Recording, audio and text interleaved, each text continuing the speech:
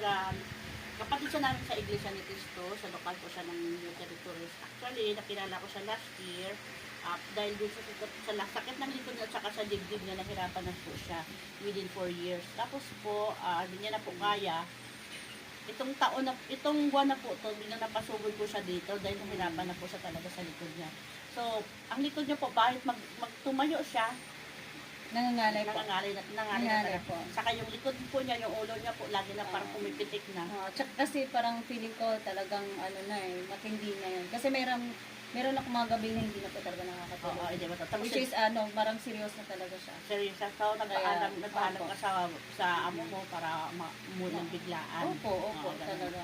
Ngayon po, ilang minuto na natin ginawa? Yung first session, parang hindi naman pumawat ang 30 minutes yata. Wala pa 30 minutes. Wala po, 30 minutes. Ayun, naging maayos na siya.